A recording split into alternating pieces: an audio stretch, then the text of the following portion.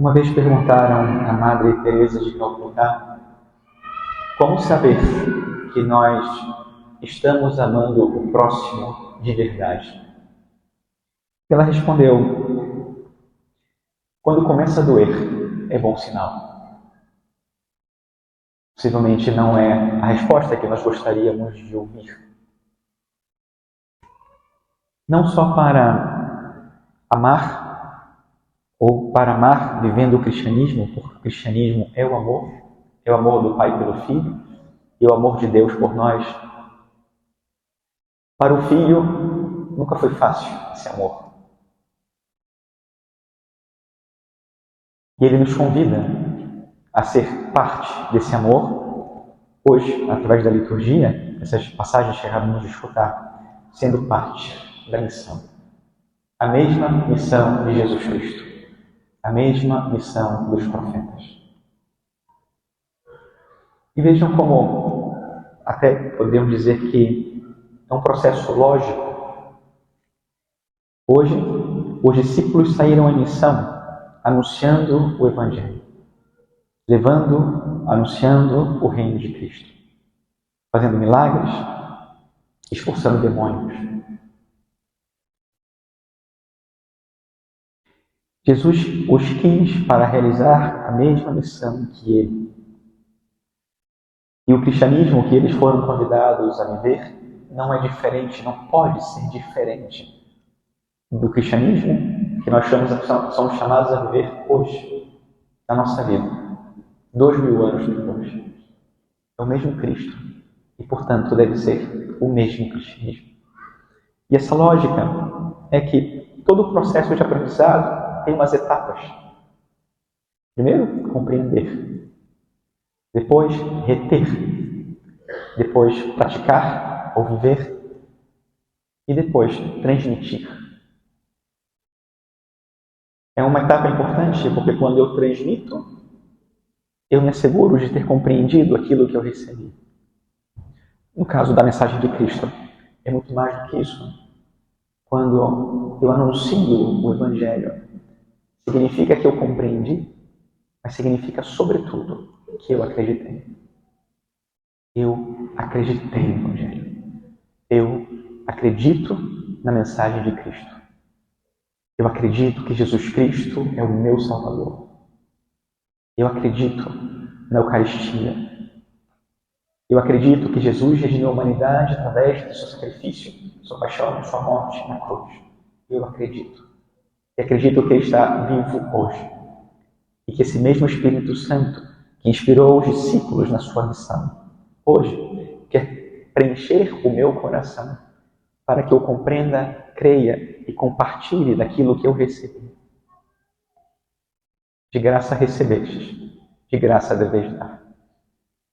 O Evangelho, o amor de Deus, o reino de Cristo, são dons infinitos, que só são proporcionais a um Deus todo-poderoso e todo amor. Deus é amor. E por isso esses dons são tão imensos e são para nós.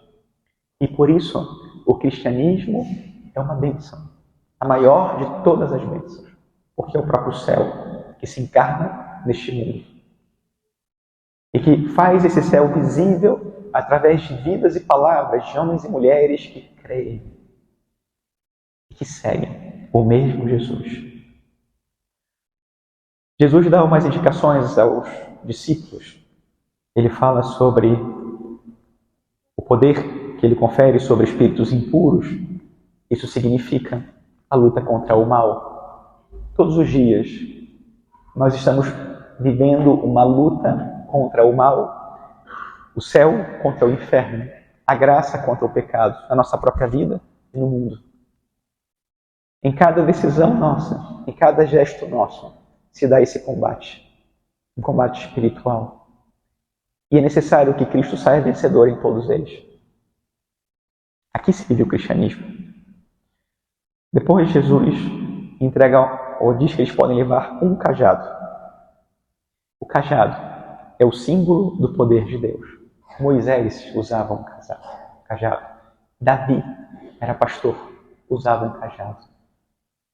Deus que envia seus mensageiros e envia pastores para as suas ovelhas.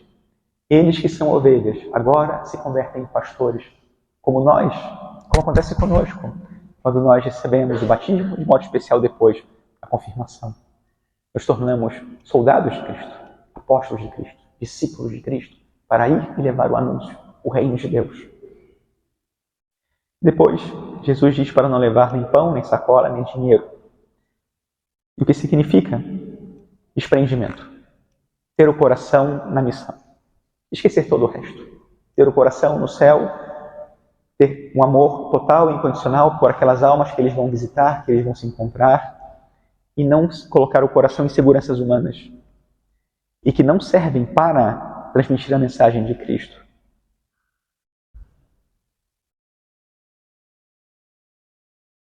E depois diz, sacudir a poeira. Aqui, Jesus não está instigando os discípulos a julgar as pessoas, que elas sejam ou não merecedoras da mensagem. Não é isso. Sacudir a poeira dos pés significa que os judeus, quando sacudiam a poeira, é quando eles passavam pelas terras pagãs, para não se contaminarem com essas terras. Então eles batiam essa poeira para que nem isso, a terra pagã, ficasse junto deles. E eles pudessem passar dali não contaminados, puros. Depois o Senhor nos convida a todos a pregar a conversão numa cadeia interminável. Nós somos destinatários de uma mensagem que começou a ser transmitida pelo Filho de Deus neste mundo, Jesus Cristo. E agora, ao longo da nossa vida, Ele sai ao nosso encontro, revela o amor do seu coração, nos reúne como verdadeiros apóstolos e nos envia para que nós colaboremos com a grande missão das nossas vidas. Porque a nossa vida é o lugar da nossa missão. E essa missão não começa quando eu venho à igreja, nem quando eu trabalho na pastoral, nem quando eu realizo uma obra social. Essa missão começa quando eu acordo. Porque o Senhor me constituiu seu apóstolo.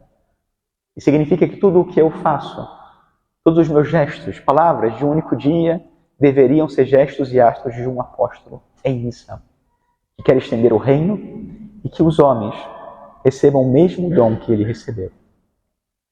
O reino de Deus é o maior de todos os dons, é o dom mais precioso. Isso faz com que nós tenhamos a maior de todas as obrigações: encarnar e transmitir o reino aos nossos irmãos. Louvado seja nosso Senhor Jesus Cristo.